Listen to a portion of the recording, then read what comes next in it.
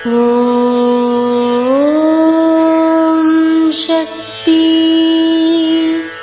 ஓம் சக்தி.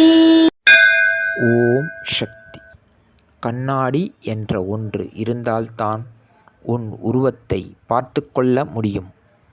எந்த ஆன்மீகவாதியாலும் இதுபோல இங்கே ஆன்மீகத்தை வளர்க்க முடியவில்லை என்பதையும் புரிந்துகொள். ஆன்மீகம் என்ற பழம் கிடைத்துவிட்டால் மட்டும் போதாது, அதனை புசித்துவிட்டால் மட்டும் போதாது.